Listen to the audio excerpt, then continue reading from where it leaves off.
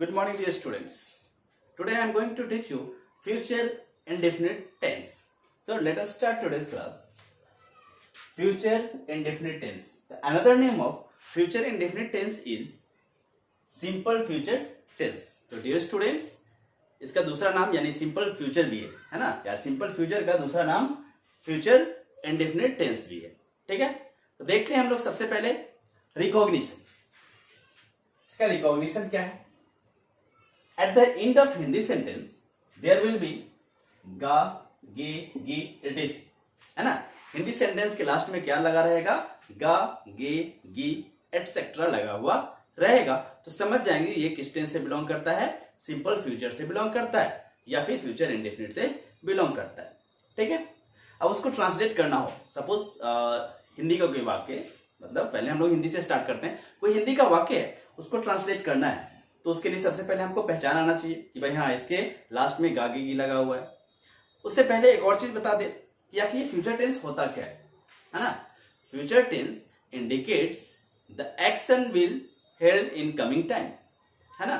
Future tense यह बतलाता है कि जो काम है वो आने वाले समय में होगा, है ना. आने वाले समय में जो काम होगा उसके बारे में बताने का काम करता है ये फ्यूचर टेंस. तो उसमें अब कैटेगराइज कर दिया गया है फ्यूचर इंडेफिनिट टेंस. तो उसका स्ट्रक्चर हम लोग अब देख लेते हैं. स्ट्रक्चर है इसका subject plus shall oblique will plus V1 plus object. ठीक है, एक एग्जांपल ले लेते हैं. मैं तुम्हारी मदद करूंगा. यहाँ पे एक बात याद रखिए, ये ऑब्जेक्ट हो भी सकता है, यहाँ नहीं भी हो सकता है, इसलिए इसको अगर अदर वर्ड कहे तो ज्यादा बेहतर होगा, है ना. तो subject plus shall will oblique V1 plus object. मैं तुम्हारी मदद करूंगा, इसमें से मैं हो गया सब्जेक्ट, है ना. मदद करना मतलब हो गया वर्ब 1 या वर्ब, है ना. ये तुम्हारी हो गया ऑब्जेक्ट. तो इसको ट्रांसलेट करना हो तो सबसे पहले क्या चाहिए हमको? सब्जेक्ट चाहिए, जो कि है मैं. तो हो जाएगा आई. उसके बाद आई के साथ हम लोग सेल का यूज करते हैं, आई सेल. उसके बाद V1 मदद करना, आई सेल हेल्प, और यू हो गया ऑब्जेक्ट, है ना, तुम्हारी का यू. ठीक है, तो हिंदी सेंटेंस मैंने कहा था क्या होना चाहिए लास्ट में? गागेगी. तो ये आया गा. मदद करूंगा, लास्ट में आया गा. दूसरा है तुम लोग धारा प्रवाह अंग्रेजी बोलोगे, लास्ट में क्या है भाई? तो गे आया.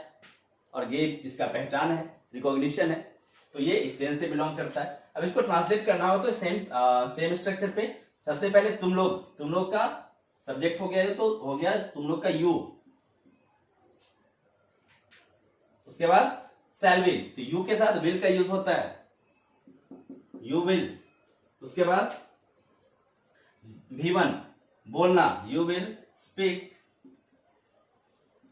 उसके बाद इंग्लिश, स्पीक इंग्लिश. और धारा प्रवाह, ये हो गया फ्लुएंटली. ठीक है, तो इस तरह से हम लोग ट्रांसलेट करेंगे. अगर सपोज कि ये हिंदी को हटा दें, हम लोग हिंदी को थोड़ा सा नेग्लेक्ट करके चले. अब ये सेंटेंस दिया हुआ है, इसको पहचानना है कि ये किस टेंस से बिलोंग करता है. तो क्या करेंगे भाई? ये हो गया सब्जेक्ट, ये सेल विल, ये V1 और ये ऑब्जेक्ट. तो याद रहेगा स्ट्रक्चर, तो तुरंत पहचान लेंगे कि ये हाँ सिंपल फ्यूचर का ये सेंटेंस है. ठीक है, अब देखते हैं निगेटिव सेंटेंस. निगेटिव सेंटेंस का स्ट्रक्चर होता है subject plus shall oblique will plus not plus V1 plus object. तो थोड़ा सा आगे बढ़ने से पहले कुछ और बता दूं कि सेल कहां पे लगता है, विल कहां पे लगता है, किसके साथ सेल का यूज होता है, किसके साथ विल का यूज होता है. तो सबसे पहले ध्यान रखेंगे कि आई के साथ आई और वी के साथ सेल का यूज होता है, बाकी अदर्स के साथ विल का यूज होगा. सिर्फ आई और वी के साथ ही सेल का यूज होगा, बाकी सबके साथ विल. उसमें भी थोड़ा सा कंडीशन है, इसका रिवर्स हो जाता है. अगर कोई सेंटेंस हम बाय फोर्स बोलते हैं, सर्टेनिटी के साथ बोलते हैं, तो रिवर्स हो जाता है. आई और वी के साथ विल लगेगा, बाकी सबके साथ सेल लगेगा. तो आइए देखते हैं इसको. Subject plus shall will plus not plus V1 plus object. इसी को ले लेते हैं हम लोग निगेटिव एग्जांपल में कि मैं तुम्हारी मदद करूंगा हो जाएगा मैं तुम्हारी मदद नहीं करूंगा. तो क्या बनाएंगे? सब्जेक्ट तो आई, उसके साथ सेल उसके बाद नॉट, उसके बाद V1 जो कि हेल्प है, उसके बाद ऑब्जेक्ट जो कि यू है। आई शैल नॉट हेल्प यू। दूसरा अगर ले ले, तुम लोग धारा प्रवाह अंग्रेजी बोलोगे तो हो जाएगा you will not speak English fluently.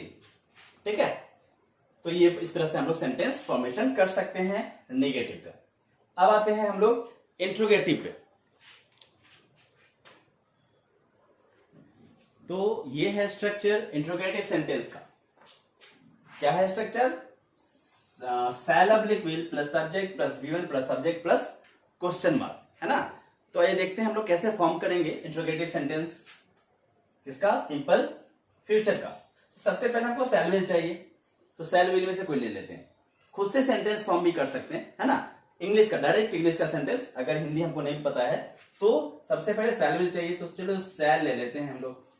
उसके बाद एक सब्जेक्ट चाहिए, तो जैसे ही शैल लेंगे तो सब्जेक्ट क्या आएगा? या तो आई आएगा या फिर वही आएगा, तो शैल आई। उसके बाद एक वर्ब चाहिए, तो मान लेते हैं हेल्प लेते हैं, शैल आई हेल्प।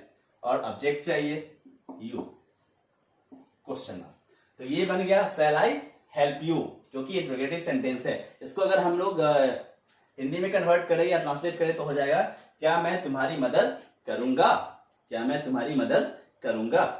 ठीक है, एक और ले लेते हैं विल वाला। विल ले लिए सब्जेक्ट, विल के साथ जब भी वर्ब आएगा तो सॉरी सब्जेक्ट आएगा तो आई और वी को छोड़ के आएगा, तो विल यू। एक वर्ब लेते हैं, विल यू प्ले, वर्ब हो गया, और क्रिकेट ऑब्जेक्ट हो गया। कुछ और कॉम्प्लीमेंट भी आ सकता है इसके अलावा, will you play cricket in the morning, question mark. ये भी एक सेंटेंस हो गया जो कि इंट्रोगेटिव है, इसका? सिंपल फ्यूचर का। ठीक है, इसका अगर हम लोग मीनिंग जानना चाहे तो जान सकते हैं। कह रहा है कि will you play cricket in the morning, क्या तुम सुबह में क्रिकेट खेलोगे। ठीक है, इस तरह से सेंटेंस फॉर्मेशन कर सकते हैं। अगर हिंदी है तो उसको ट्रांसलेट कर सकते हैं, स्ट्रक्चर याद रहेगा तो, या फिर स्ट्रक्चर पता है तो डायरेक्टली कोई इंग्लिश का सेंटेंस ही हम लोग फॉर्म कर सकते हैं, बना सकते हैं। अब आते हैं WH क्वेश्चन। इसका स्ट्रक्चर है WH word plus shall oblique will plus subject plus V1 plus subject plus question mark. ठीक है, तो सबसे पहले WH वर्ड लेना है, तो एक ले लेते हैं वाई, वेन, वाट, कुछ भी ले सकते हैं, वाई। उसके बाद शैल विल, तो शैल।